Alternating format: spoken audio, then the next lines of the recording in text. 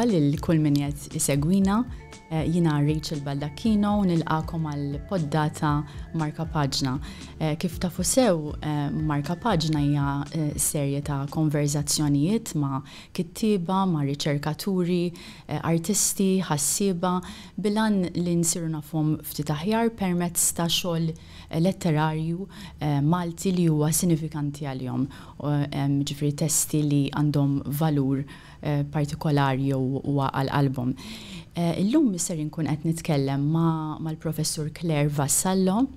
Claire taħdem fil-qasam ta' traduzzjoni letterarja, hija tgħallem u tirriċerka fih dan id-Dipartiment ta' Traduzzjoni l-Università ta' Malta u tippubblika wkoll traduzzjonijiet ta' xogħlijiet letterarji għall-Ingliż primarjament.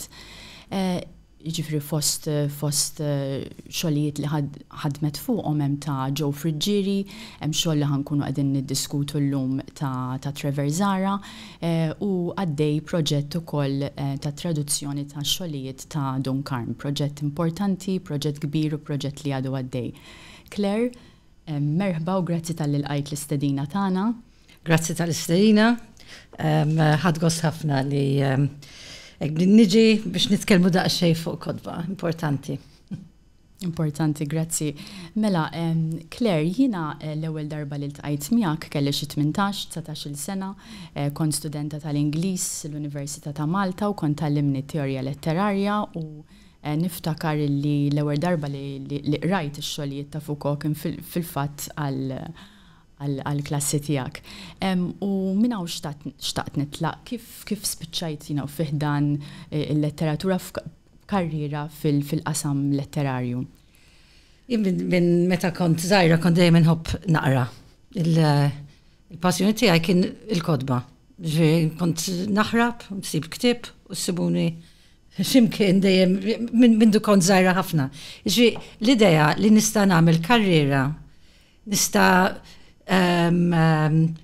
naħdem, nagħmel preċiż dak li diġà kelli passjoni għalih, nasi dak l-iktar ħaġa importanti li wieħed jista' kont esposta ġifieri kellek minn fejn issib kodba meta kont żgħira. Ejja,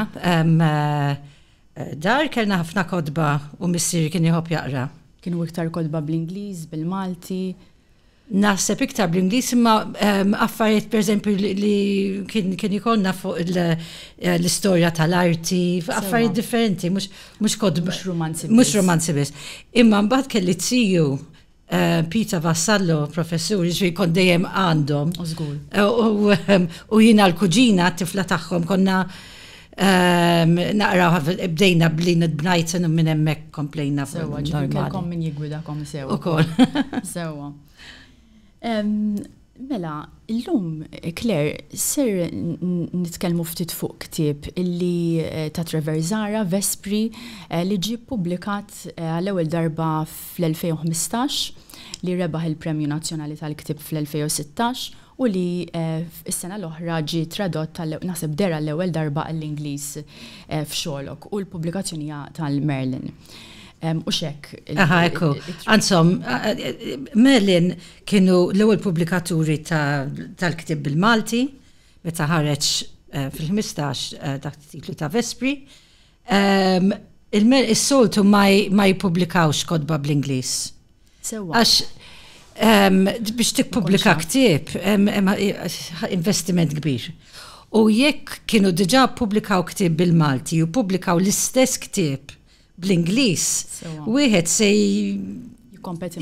jkompeti mal-ieħor, eżatt. Allura ma kienitx l-intenzjoni għal-bidu li jippubblikaw it-test bl-Ingliż ukoll.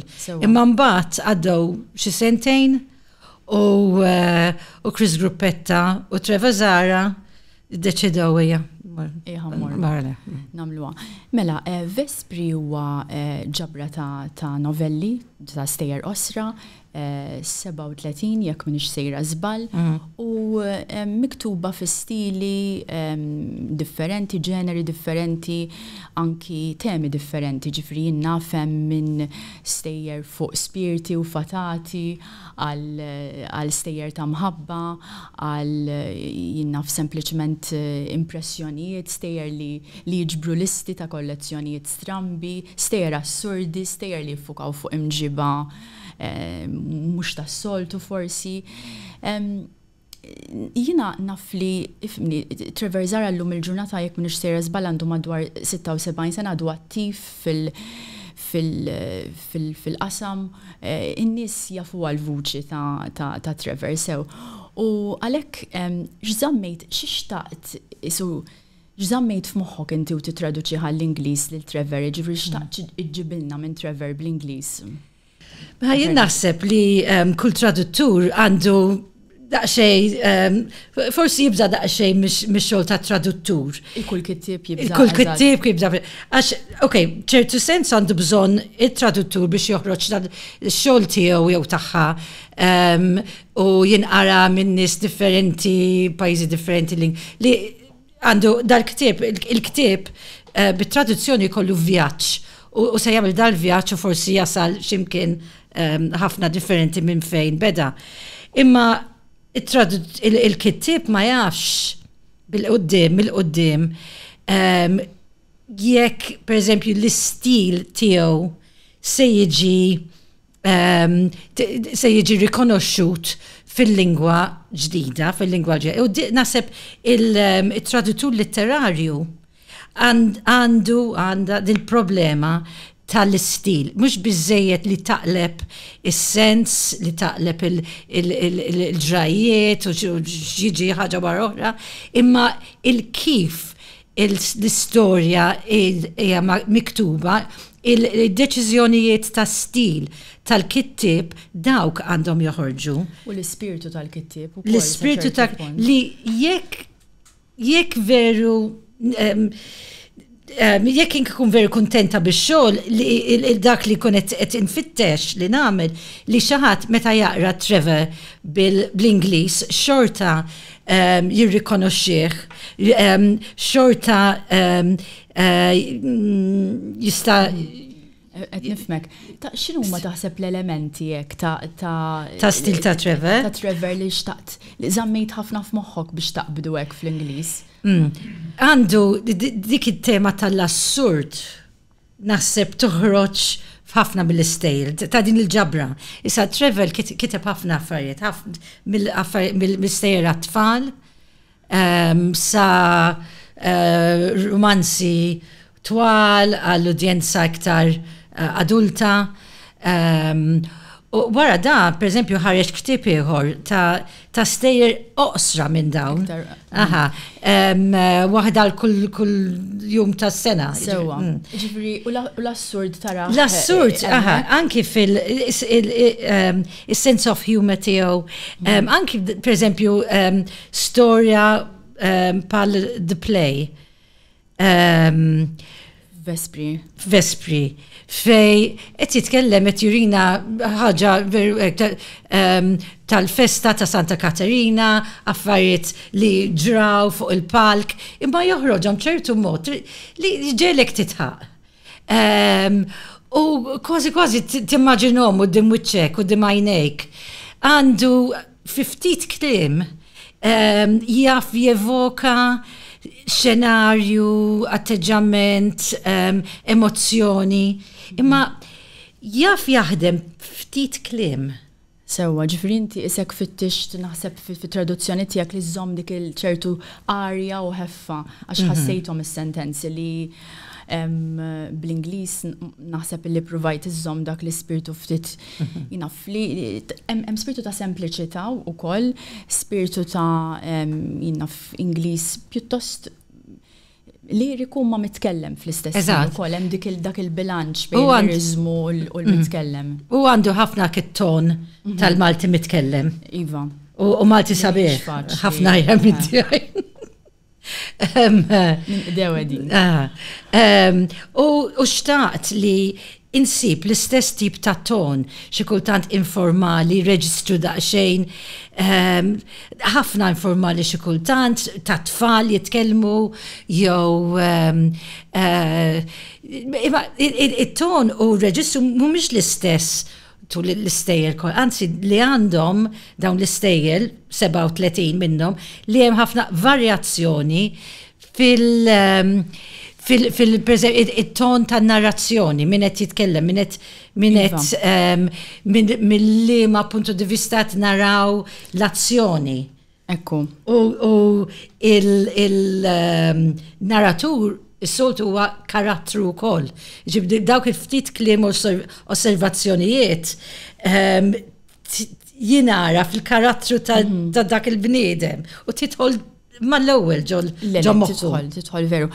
Fl-introduzzjoni u xi ħaġa li semmejni anke f'konverzazzjonijiet li kellna appartina u inti titkellem fuq il-traduzzjoni bħala att kollaborattiv u tinteressak ħafna dik. U xtaqt inkun naf, ħallejt xi ħaġa minnek fil-traduzzjoni għax hemm Trevor imma inti wkoll hemm il-vuċi tiegħek. U kieku kif xi tkun taħseb dik fejna Claire fit-test bl-Ingliż. Trid jew ma tridx se tħalli xi ħaġa għax inti qed taqra, hemm l-interpretazzjoni tiegħek, hemm l-għażla tal-kliem tiegħek. Jiġifieri qed tieħu xi ħaġa, qed tipprova tagħti l-istess ħaġa, imma qed tibdel kollox, kull kelma hija differenti. Jiġifieri hemm ħafna għażliet u hemm ħafna interpretazzjoni ta' kif konna ngħidu l-ispirtu tat-test, l-emozzjoni, l-attitudni, l-stil u dawk l-affarijiet. Jiġifieri kull kelma hija kelma magħżula minni. Jekk taħseb it-traduzzjoni għal xi ħaġa pereżempju bħal iddaħħal ħaġa minn parti u toħroġ minn parti oħra mingħajr ma tmiss ma' xejn kemm tidħol bil-Malti u toħroġ bl-Ingliż. Dik mhix it-traduzzjoni. It-traduzzjoni hija xi ħaġa li trid isek tinżel mill-livell tal-kliem, tidħol fis-sens u terġa' ssib kliem differenti ovvjament f'lingwa oħra fejn ma tistax tgħidhom preċis l-istess mod, sentenza trid tiġiba mod ieħor. Imma trid toħroġ bl-istess spiritu. Ħafna ġbitni, ġifri hemm isu żewġ affarijiet hemm il-kliem ovvjament li huma il-kliem ħafna drabi su iktar ma navvanzaw f'ħajjitna jkollna bagol ta' kliem li huwa parti anke mill-esperjenza tagħna bħala bnien. Ġifri hemm dik hemm ir-relazzjoni mal-kelma, l-kelma hija fuq kollox l-għażla tiegħek u hemm l-interpretazzjoni li naħseb illi veru hemmhekk hija xi ħaġa sottili ħafna u trid tidħol fil-profond biex issiba wkoll fejn ħallejt partijiet minnek fil-interpretazzjoni, ma nifqu ma dawk il-kelma u l-interpretazzjoni. Naħseb ikun mument tajjeb biex naqraw silta żgħira. Inti gwidajtni biex naqraw minn Kartolina. U tejt nibdew mill-Malti, u mbagħad jew xtaqt tibda mill-Ingliż u mbagħad ngħaddu għall-Malti. Ħan nibdew bil-Malti. Nibdew bil-Malti. Għax dak huwa il-vuċi ta' Trevor. U mbagħad forsi nistgħu nisimgħu jekk il-verżjoni bl-Ingliż għandu l-istess atmosfera. Għax din l-istorja żgħira. Din l-istorja żgħira hija Kartolina, in English a postcard, li hija xena fejn tara xena f'Kartolina u xej qed tiċċaqlaq, imma hu issu qed jidħol fiha u jagħtiha l-ħajja. Ekku, issu hemm xi ħadd qed iħares blura kważi tintilef jekk hux qed jara Kartolina u x'kollox qiegħed għaddej fejn. Qed jara Kartolina u qed jidħol dak il-mument dawk in-nies li għaddejjin is-sema, il-baħar. Jena naqraw biċċa minna. Ġifieri eżatt kif qed tgħid inti hawn għandna żewġ paġni ħfief u ħafna impressjonijiet kollha jikkompetu għall-attenzjoni tal-qarrej. Kartolina. Ix-xemx tila tkanta lin-nota filgħodu fuq il-bajja ta' Witilajn u tferrex l-istrofi mix-xefaq sal-blat tas-Siberja. Id-dajjes weqfin illupjati mingħajr ebda taħrika għax il-baħar nesa kif jitmattar u qed jistedinni mit riġlejja fuqu ħanipprova noħodha bil-mixi mis-salini sal-bajda u s-sewda. Ġemma ċkejkna miġbura fuq il-moll tistenna li l-xmum Pietru jasal bis-sajda mirakoluża. L-istess bħad-dajjes il-koll weqfin ċassa r-ritratt waqt li joħolmu bi platta ljotta riħa ta' mertux u żewġ paġelliet ġod ix-xovali miftuħin ktieb b'kapitli fuq kapitli ta' tadam u żebbuġ iswed. Okay, all right. The rising sun sings its hymn to morning over the bay at Whitterline and spreads its verses from our horizon all the way to the rocks in Siberia. The boats are still, unmoving, going nowhere because the sea has forgotten to stretch and yawn and waits for me to step out to try and make my way on foot from the salt pans to the black and white buoy on the rocks. A small crowd on the quay waits for Simon Peter's miraculous catch. Like the boats, all of them are still and staring, like in a photograph, as they dream of a bowl of fish soup with its aroma of marjoram and a couple of sea bream on an oval platter, opened up like books with chapters upon chapters of tomatoes and black olives. Xi kummenti? Ija. Tradituri jagħmel ħafna riċerka. U ma tkunx taf minn qabel x'tip ta' riċerka. Hawnhekk ġifri kellek tirriċerka xi ħaġa partikolari. Daw il-referenzi għal Siberja u għal blata sowda u bajda, dawn huma punti ta' riferiment f'Whitterline. U min jgħix hemmhekk, jgħid hemmhekk sa' Siberja. Jiġri Sewa. Hemmhekk jien ħadd żball. Interpretajt mill-horizon all the way to the rocks in Siberia. The idea of a long distance. Sewa. But later on, Umbat nitkellem ma' nies, indunajt li kienem blata li kienu jgħidula is-Siberja. Eżatt. Imma tkun qed taqra u ma tkunx taf ir-referenza ġifieri li tajt alright mela okay, u l-interpretazzjoni tiegħi kienet qegħdi Horizon sas-Siberja. Ma fl-Ingliż alright joqgħod għax min qed jaqra bl-Ingliż għax ma jafx bil-Malti ma jistax jagħmel comparison bejniethom, imma issa nafha li hemmhekk. Sewa. Xaħat, issa, meta ħares bil-Franċiż, da ħares bil-Franċiż.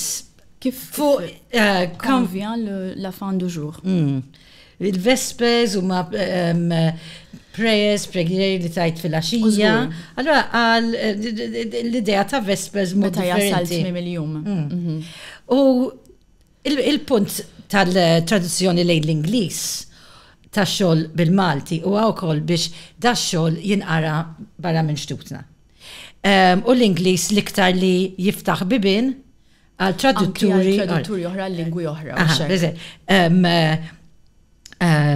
Richard Vian li huwa traduttur Franċiż ma setax jaqra Trevor kif.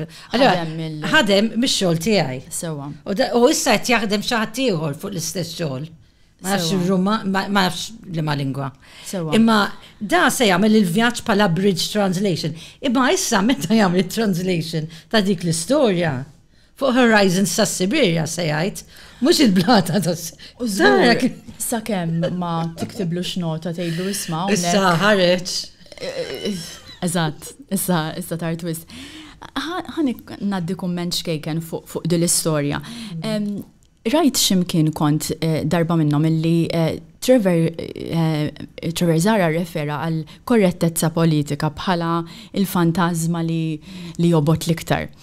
U din il-logħba isu mal-korrettezza politika nħossa toħroġ ftit Vespri u forsi f'Kartolina ara Vespri b'mod ġenerali naħseb il-logħba mal-korrettezza politika toħroġ ftit mal-mod kif jikteb l-erotiku. U f'dik l-istorja Kartolina hemm referenza għal tfajla adolescenti li tiġi mqabbla ma' l-anġasa minorenni li edha tistenna min tiġi sfjorita li min jizverġnaħħa. Mbagħad hemm referenza wkoll għall-istess fajla bl-istess mod fl-aħħar. U issu xtaqt inkun naf Leones kif traduċejta dik inti? Okay, mela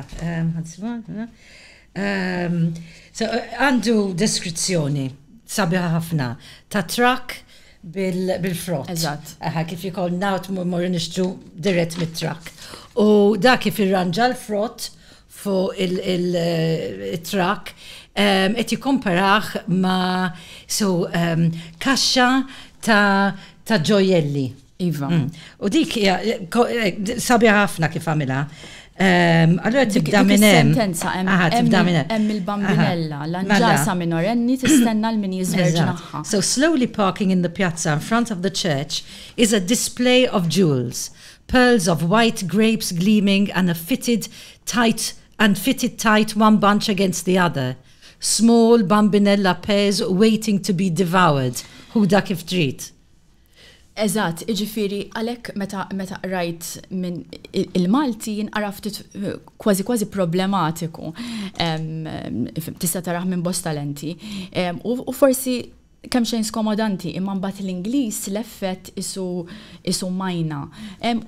Però kelli xtaqt inkun naf isu kif irrelatajt ma' l-erotiku f'Traversara għandu r-rwol importanti, però l-erotiku wkoll wasit kontestat ħafna fil-letteratura. U xtaqt inkun nafek kif irrelatajt ma' l-erotiku bħala traduttriċi mara wkoll fuq kollox qiegħda titraduċi xogħol ta' raġel fl-aħħar mill-aħħar. U ġili it-traduttriċi mara sib ruħa postijiet skomdi.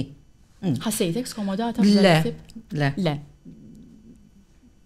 Verament, imma tħossok skomda mhux ħaġa żgħira hekk.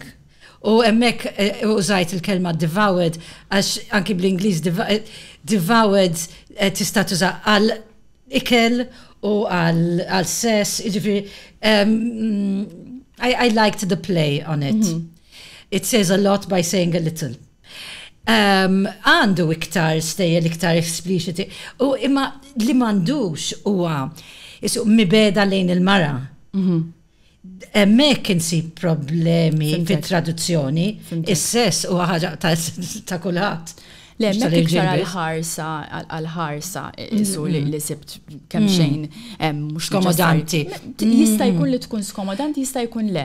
Jew iktar il-punt kien iktar fuq il-korrettezza politika li hu jħobb jilab u jikser. U sewwa jagħmel. U sewwa jagħmel. Hemm bosta angoli minn fejn tħares li wkoll. Ara, jiena xtaqt isu noħodna ftit issa lejn l-aħħar eżempju li xtaqt nieħu mill-ktieb. Mela ħansib il-Vespri huma kif semmejt sew inti jindikaw tmiem il-jum huma fit-traduzzjoni Kattolika huma talb li int għal manżul ix-xemx. Però l-eruq tal-kelma Vespri jew ukoll Hespers mill-Grik li tfisser il-kewba ta' filgħaxija. Iż-żarija bil-Malti kombinazzjoni wkoll hija il-pjaneta Venus. Jiġifieri hemm l-element ta' ġejjed lam hemm xi ħaġa qiegħda ddawwal. U din naħseb tagħtina ħilxar ukoll tat-temi l-kbar li l-iktar huma preokkupazzjoni ta' Vespri li jiena fl-opinjoni tiegħi huma l-xjuħija u l-mewt, però mbagħad imdawlin bil-memorja tal-imħabba romantika, erotika, dik mitlufa wkoll. U għalhekk xtaqt li nagħlqu, inti semmejt li l-istorja favorita tiegħek hija storja b'saħħitha ħafna hija Ambra Solare. U xtaqt inkun naf Għalfejn hija l-favorita tiegħek dik l-istorja? Kif forsi markatek bħala storja? Iftakar l-ewwel darba li qrajta. Ovvjament ma tkunx taf x'inhu ġej u tidħol fiha koppja żgħira għajntu fiha jew xi bajja bħal dik jew bil-mużika għaddejja u l-ambra solar żejt tal-xemx. Nafu li fis-sittinijiet għax eżatt hemm dik l-atmosfera tas-sittinijiet li bil-ftit kliem u ftit referenzi jiġiba mal-ewwel wara fejn wara 3 linji ta' fliqiet fis-sittinijiet f'Malta. U hemm di storja ta' mħabba Zozija, mħabba għal-bidu kollu. Mbagħad issir taf wara ftit imma isu xokk li hemm isu metafra tal-lajlo, joħorġu fuq il-lajlo, jitqu jowmu. U mbagħad isib ruħu waħdu fuq il-lajlo il-qoddim, mietet żgħira. L-istorja tagħhom spiċċat ħesrem. U tagħti daqsxejn ta' xokk, hekk, tajt tweġġa' mbagħad sirt naf li għal Trevor dik l-istorja hemm xi ħaġa ta' ħajtu fiha wkoll. Sewwa. Imma kontx naf l-ewwel darba u xorta ħassejt Sewwa. Ġifieri l-emozzjoni fiha hija qawwija ħafna. Tħossha ħafna. U anki kif inhi miktuba mhix espliċita. Impliċita li m'għadix għadha hemm. Mingħajr ħafna spjegazzjonijiet. Iva, fil-fatt hija storja affaxxinanti ħafna l-mod kif jilgħab biż-żmien għax hu qiegħed jaqsam isu qegħdin daw koppja kif qed tgħid inti fuq lajlo qegħdin jitbellħu wkoll jisimgħu mużika fuq radju li bil-kemm qed jisimgħu qegħdin fuq ir-ramel, qegħdin jidilku l-xulxin, qegħdin jixorbu r-ruġġata. Imma f'daqqa ta' żewġ paġni żgħar u mbagħad jgħaddi żmien u nafu li dik il-mara li kienet tant għall-qalb min qed jitkellem fl-istorja sparixxi tal-dejjem u vera d-daqqa tiġi u hemm lob b'nostalġija pertinenti ħafna li naħseb illi għamilna sew ma qrajniex minnha din l-istorja għax naħseb hija u sabiħ li jiskopruha l-qarrejja waħedhom għax hija storja intima u li naħseb ukoll tiġbor sew kif kont qed ngħid isu ma nafx taħseb fuq hekk, isu dan din l-enerġija li joħloq il-ktieb bejn xi ħaġa li vera hija bħal vespri, vera qed timmarka tmiem il-ħajja. It-telfa, d-dieqa tat-telfa tal-ħajja b'mod ġenerali tal-bniedem tal-mewt. Imma mbagħad hemm ukoll isu dik il-volja li bl-assurd bl-umorizmu u bl-imħabba erotika mitlufa u romantika, isu jiġġilet lura, jirribatti lura. Għax il-ħajja hija assurda, għax il-ħajja hija mimlija daw l-affarijiet tipi ta' mħabba u l-imħabba hija parti importanti tal-ħajja li ġelek tkompli. Imma l-assurd, naħseb l-assurd huwa kif qed tajtit, isu mod kif tiġġilet lura, l-assurdità stess tal-ħajja. Tajjeb, hemm xi kummenti forsi tal-eluq minnaħa tiegħek fuq Vespri ma nafx xtaqx iżid xi ħaġa. Għalija kien l-ewwel xogħol ta' traduzzjoni. Kont għamilt xi żewġ stejjer qabel ta' Pierre Mejla li vera ħadd pjaċir nagħmilhom u Pierre kien wieħed minn dawk il-kittieba li skopra Trevor Zara stess. U taħ ma dak kien l-ewwel xogħol kompjut li għamilt u għażilt il-ġeneru tal-short story, short story, għaxat jitini ħafna prattika. Għax kull storja għandek vuċi differenti, situazzjoni differenti, għallu f'ktib wieħed għandi ħafna prattika. Eżatt, u għandek ukoll naħseb ġeneru li Trevor Zara b'saħħtu ħafna fih ukoll. Malta short story. Short story poezija naħseb huma żewġ ġeneri l-iktar. Imma barra naħseb ir-romanz twil huwa iktar importanti. U iktar b'saħħtu forsi. B'saħħtu u iktar jimxi u iktar forsi rridu. Interessanti però di ta' għal darbohra naħseb ftit iktar fuq għax le però reċentament kont qiegħda nirrifletti fuq kemm qawwija ħafna iktar il-kelma fl-istorja qasira milli forsi fir-romanzi fil-letteratura. Claire, grazzi. Ħadd gost ħafna u sirt naf ħafna wkoll kemm dwarek u kemm dwar dan it-test. Grazzi ħafna. Grazzi ħafna, thanks. Minnaħatija jinfakkarkom illi Marka Paġna jintwera kull nhar ta' tlieta fis-6 ta' flaxija.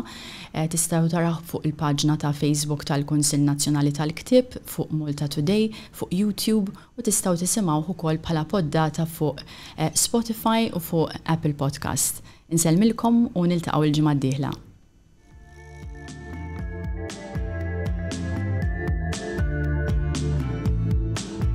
Nirringrazzjaw lil Dingera Salons li huma l-sponsors ta' dan il-programm.